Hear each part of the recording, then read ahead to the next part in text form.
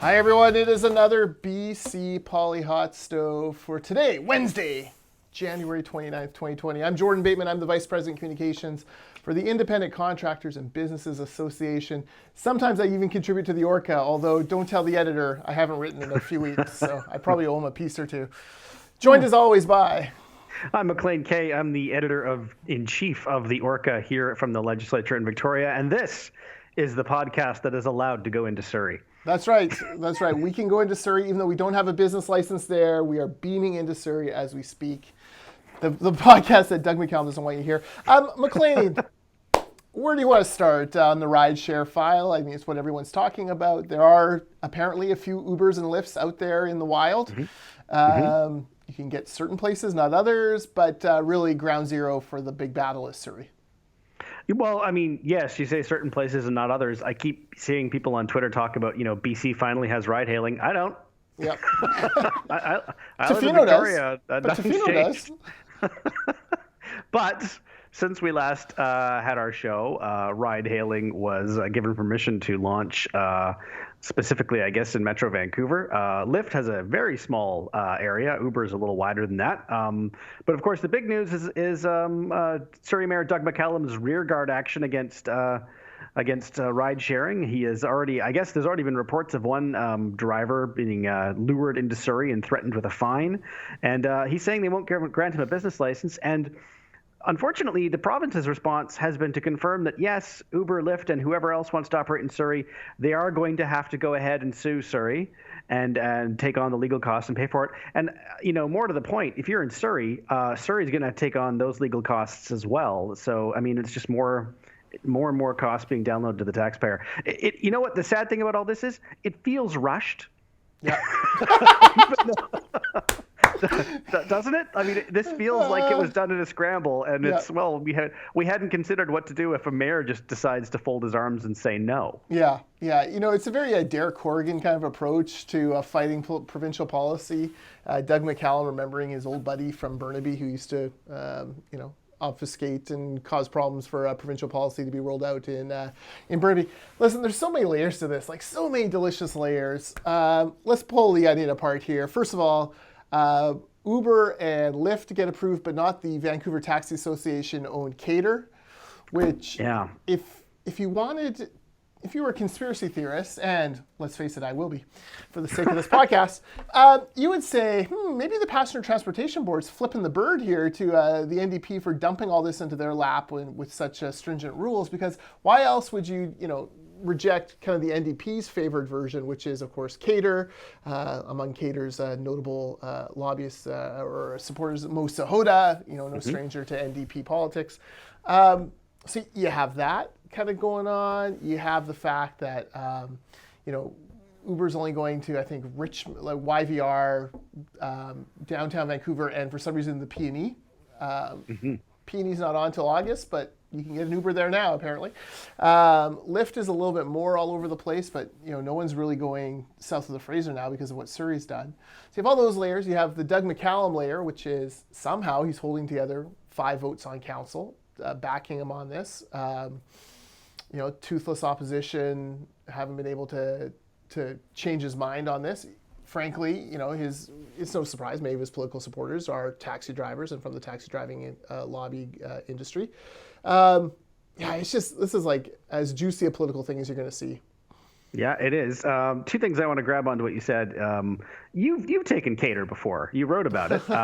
Leave me alone. It didn't sound like they had a bad product. And so, without having done too deep a dive into their business model, it does kind of feel like, they were kind of gambling that Uber and Lyft might take a pass on the Class 4 license restriction, or just maybe take a pass on BC altogether, and they would kind of be the only option. And that obviously didn't happen. That's a complete unsubstantiated guess on my part. But to see them dismissed so comprehensively by the Passenger Transportation Board was shocking. Well, I took a look at the reasons why, and apparently it has to do, and I've got a real problem with this as a limited government type person. They rejected it because they didn't feel they had enough cash reserves to kind of keep the business going. I don't believe that is the Passenger Transportation Board's call to make. Like, do it on safety, do it on, making sure it checks all the boxes that are laid out in legislation. I get no problem with that. But to actually look into the business plan and like the model of it and the financial backing of it, I don't think that's something that a government agency should be passing judgment on, because things take off all the time in the private sector. The private sector generally is willing to take more risks, rightfully so, than the public sector is with tax money. So let them fly and let's see what happens. If they go out of business, they go out of business. That's the nature of that's the nature of the market. So I don't really understand why the Passenger Transportation Board feels like they have to be the ones to like, we don't know if this business plan will work, when none of them are running a business right now. And the other thing I want to mention is you talk about a political football. I don't know if you caught. I saw Linda Steele posting about this. She had Stephen Smart as a guest on her show. I don't know if you saw Stephen talking about this. It was actually really interesting. Stephen was saying that after they went back after the 2017 election, that they established that the BC Liberals' support for ride sharing cost them 3 seats, which was directly and almost solely attributable to that. At least that was their analysis. That obviously is the difference between being in government and opposition. The other thing that Stephen said was really interesting, and this is something that I had either forgotten or not noticed at the time. The NDP had originally come out opposed to ride hailing and allowed everyone to go to advance voting. And then once the advance polls were closed, changed their minds and said, well, actually, no, we're going to do ride hailing. I'd have to go back and I believe Stephen. I wasn't aware of this at the time, and I'd like to go back and see the timeline again. But it just shows you the level of thought that have been put into this and why parties have been so cautious. It looks like it may well have decided the last election. Yeah, well, I think growing distaste for Christina Joan Clark probably had something to do with it. But people vote for all sorts of different reasons, and certainly the Surrey seats. And I guess what would the other one be? One of the Vancouver ones?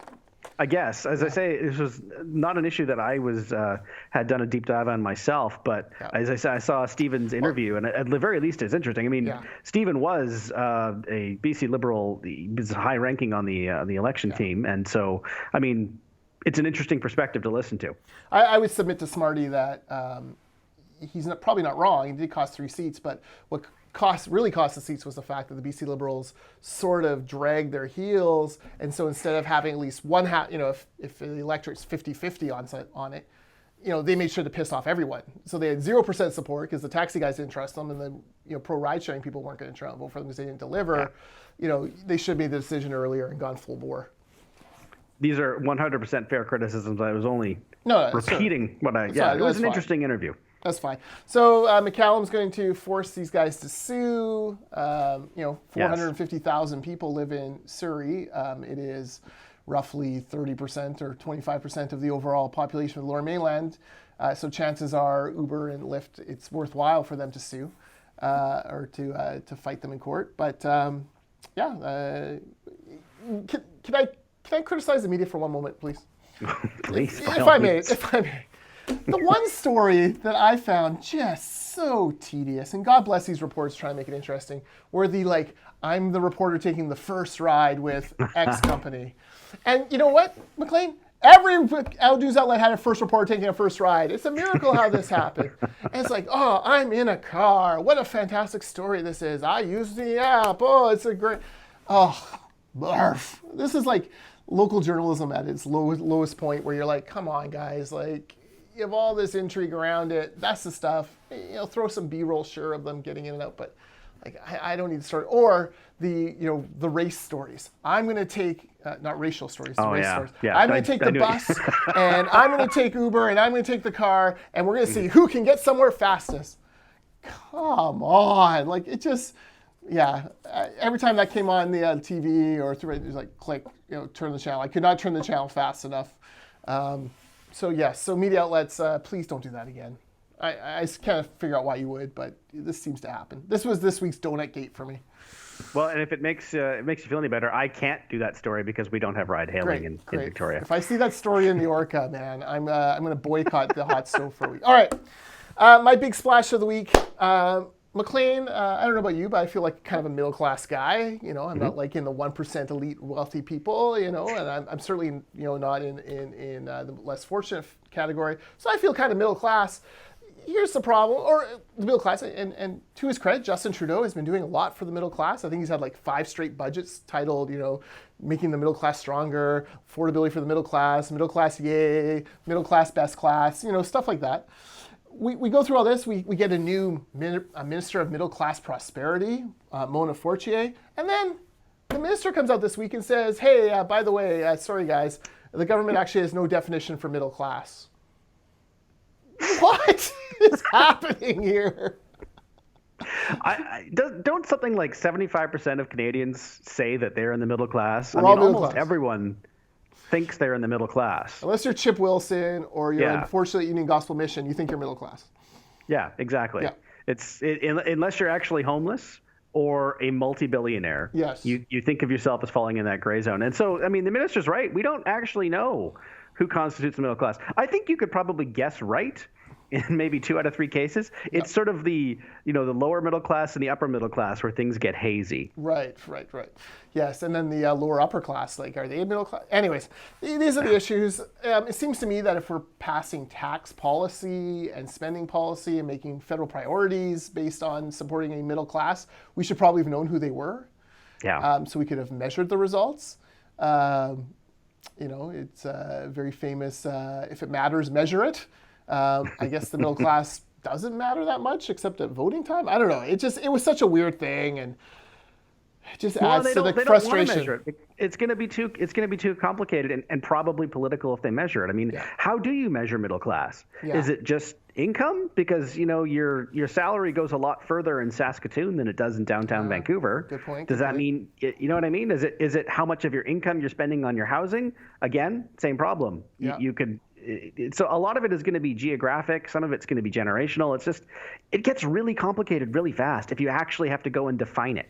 Yeah. And then you have, a trust fund baby who's a prime minister, and you have a multi-zillionaire as finance minister. And neither of them have ever, probably can't remember the last time they were middle class or ever were. The Fraser Institute had this interesting study, and I know everyone's like, oh my God, the Fraser Institute, right-wing think tank. Yeah, exactly. Great. Good on them. But, they came out with this study saying, look, like some of the people who are getting dinged by these, soak the rich taxes, the NDP like to come out with like we got to tax the wealthy more. Some of them are like genuinely middle class, like 2 married teachers. If you're both teachers, you're married to each other, under the NDP land, you are, upper class. You should be hosed for more tax money. That doesn't seem right to me. That feels like a middle class kind of family to me, Yeah, you're right. And this is the problem with these, soak the rich policies is that everyone thinks someone who earns $1 more than them is rich, but they're not rich. Right. No, I'm middle because they think they're middle class, right? Yeah. So, the problem, you can soak the Chip Wilsons, but there aren't that many of them. No. And so there's not a lot of money to be had there. And you're right. The 2 teachers living in the same house, that's an income of approaching $200,000 for the household. That sounds pretty great. But again, if you're both making 80. Yeah. If you're both making $80,000, so, 160, and then, but you're living in, Maple Ridge or Pitt Meadows or whatever, like that's a big chunk of your money goes to the housing. So it is, frustrating to me. Anyways, who knows who the middle class is? The BC Green Party. Who? Sorry? The BC Green Party, obviously. Yes, obviously. Which is your ripple of the week. Yes, well, we have a contender. Finally we have a declared candidate an officially declared candidate in the BC Green leadership race, the race to replace the good Dr. Andrew Weaver, and it is the only sitting MLA who will be running, Sonia Furstenau. I wrote a piece about it. I encourage you to read it in the Orca. There's a number of things that were interesting there. She's got a ways to go in terms of setting out some ideas that will differentiate herself from prospective Green leadership candidates, but also from the NDP. She was critical of a number of things the NDP have done in government, which it will be fair to say she supported every step of the way. Such is the fate of the junior partner in a minority government. But also, I would like to point out, if you sign up to be a supporter on her site, they ask you to list your priorities. This is actually kind of interesting. And they give you a list, and they're all listed very neutrally. Even things like, the LNG industry, which is not said the evil LNG industry. Healthcare gets a little editorial saying it's actually illness care. because we don't actually have healthcare. They use very aggressive quotation marks. This seems to me like Sonia has some strong thoughts about healthcare, but they're not explained or explored. So we shall see. Yes, well, I mean, I'm going to wait with bated breath for green policy announcements here coming down the pike. Leadership races are tough for this because you don't want to kick the crap out of the old guy too much because he's your own party. This is even more complicated because you have the layer of, you've got to go along with CASA. And this is it would take a very skilled politician to make their way through this unscathed. I'm not sure a first-term MLA who really got into politics because of a single community issue, incredible community activism, no doubt about it. She worked very hard and works very hard on behalf of her MLAs or on behalf of her constituents. But she's not like I don't perceive her. Maybe she is, but I don't perceive her like she's not at home like reading the history of parliamentary politics and third parties in them and things like that. So when you're flying a little bit blind, I wonder what's going to happen. Yeah, and I touched on this a little in the piece, is that I struggle to think of a more soft-spoken politician period. And the only reason that's worth bringing up is, this is not going to come into effect in things like televised debates, and it's not going to come into effect in the House, where, Sonia is a quiet but actually a fairly reasonably effective speaker. It's making yourself get heard in the back of a busy and noisy, bar at a campaign event. It's those kinds of things where, I think she might at least, I don't want to say struggle, but she's going to have to adapt a little bit. I've literally never heard her raise her voice once. They're not going to go to bars with the Green Party. They'll go to the vegan cafe. Okay. No, but you're right. And not just soft-spoken there, but she's also pretty soft-spoken on social media. Like, there's not a lot of bombast there. The funny thing is parties swing back and forth. You have a leader that's one thing and you go for the leader that's the complete opposite. After the bombast, shoot from the lip, Dr. Weaver, the Green Party may be like, thank God, someone who's a little bit more reasonable and quiet and thoughtful in what they're doing. So they'll go the other way, and that bodes well for future Green candidates who want to shoot from the mouth again, because the pendulum, that old wheel, it just keeps on turning. All right. Also, read on the Orca this week, BC is paying more for car insurance than Alberta. I think that draws a collective duh from anyone who's actually spent 2 minutes looking into this file, not just the scare tactics from various unions and ICBC supporters. It's pretty staggering, and it's not, it's numbers put out by MNP, which does a lot of government work, a lot of contracts across the country. So they certainly didn't have any skin in the game other than, being paid to do the research. David Eby has an event today. I'm assuming he's not announcing the, opening ICBC to competition. I would be shocked. Look, the evidence is just kind of piling up on this. It's there are, we've talked about this before. If you want to make an argument for a single source government provided insurance, I guess you could do it, but not in the way they're doing it now. If you had it where ICBC, the whole point was not to make money, but to give everyone cheap and reliable insurance, sure, I guess that would be a case you could make. But the evidence is so overwhelming that the model as exists now just doesn't work. We just pay more. We just do. And it's worse for things like young drivers. Yeah. A driver like you, assuming you have a clean driving record and you have, it's only you driving your car. Yeah, your insurance might be broadly comparable, but for your kids, no. No, yeah, exactly. So we need to get this going. It seems Andrew Wilkinson every day gets a little bit tougher on this, a little bit stronger on this. It'll be interesting to see how they exactly word their platform for that next election. But I think ICBC is going to be a major issue, and I think it's one where plays so neatly into the issue of affordability. I think that certainly in the suburbs, which in Surrey must-win places for the BC Liberals, I think this is a message that could resonate. I couldn't agree more. Good. Well, there we go. See, we agree. There we are. It's all set. All right. Who's hot in politics right now? You want to talk about some First Nation leaders talking about energy, oil and gas, resource development, but not the ones that we've been led to believe. Well, yeah, because I think what we're seeing here, Jordan, and this is me being optimistic, and I hope you agree with me, is that I think the pendulum is shifting a little bit. I think this sort of unspoken branding, if you like, that all First Nations equal opposition to development, especially natural resources development, I think that's changing. I think that there is a growing awareness and kind of a distaste for this, again, this assumption, it's not true. Yeah. First Nations are not a monolith. And so there is a broad disparity of opinion. And in fact, not only is there a disparity of opinion, in British Columbia with projects like Coastal GasLink, it's an overwhelming majority that support it. So I think part of the reason it's going to change is I think the UN committee thing that happened last week that we talked about, I think that that embarrassed a lot of people. I think that there finally is a greater willingness to listen to people like Karen Oguntoes and Crystal Smith and Ellis Ross, who, yes, is an MLA now, who have been, on the front lines of this for, 10, 15, 20 years, swimming against the tide of, frankly, lazy public opinion that, First Nations are all dyed-in-the-wool environmentalists and who oppose everything and just want to, live in the wilderness. It's not true. Yeah, no, you're exactly right. It is comforting to see this switch.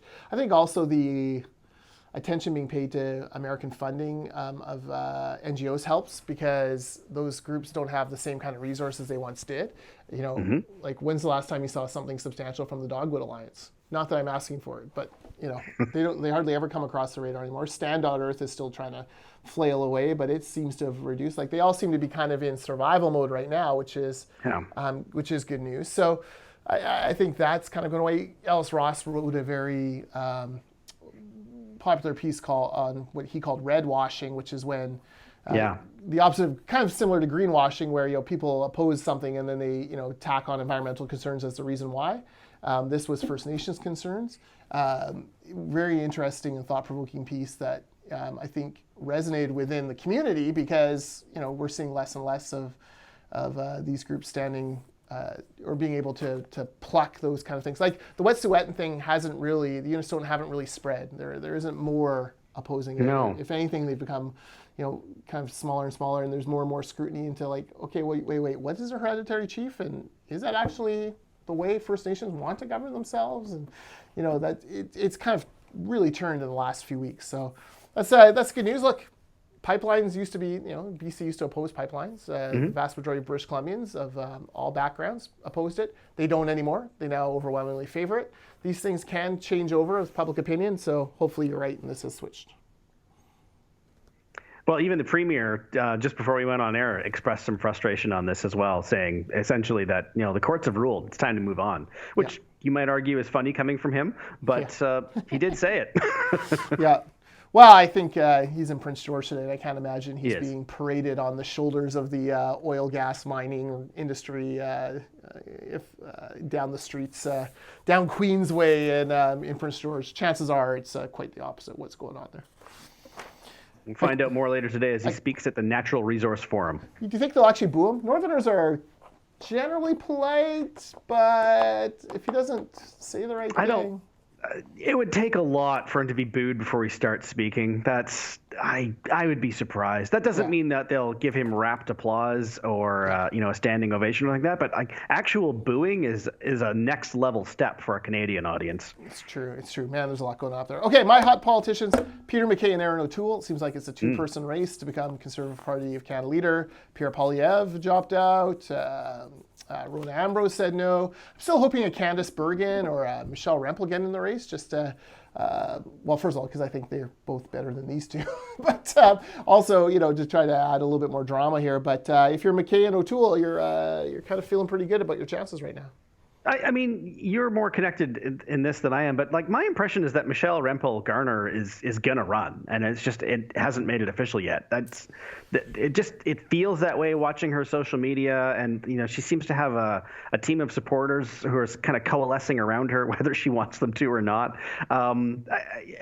You're right. So far, it's between Peter MacKay and Erin O'Toole, and that's great. But to me, it seems like she's the third horse in the race that just hasn't said that they're actually going to run yet. Yeah, I mean, I think she was waiting for Rona. I think she was waiting to see where everyone else kind of falls out.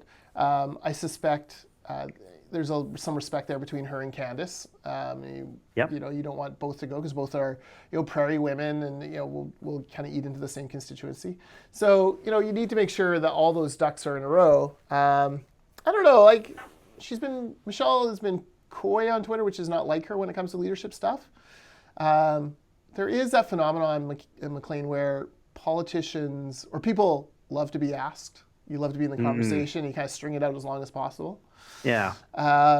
So I do wonder if maybe that's what's going on. But yeah, no, I would love to see her in the race because I think she's certainly a passionate advocate for the oil and gas industry, for Alberta, for Western Canada as a whole. And I think she would bring good energy, good ideas, and would really hold the party to account. And she isn't afraid to speak her mind, even if it costs her votes. That's true. So that would be a welcome addition to the race. To me, she's the most interesting opponent for Justin Trudeau and I guess to a lesser extent Jagmeet Singh. That to me is it appears to me that she would present the most difficulties and have the most potential for wrong-footing Trudeau. Yeah. That said, Trudeau is improving as a debater as he goes, but I think that she is the most interesting candidate. Do you think she can outfit? Well, she takes away the feminist argument, right? Exactly. That's kind of what I mean.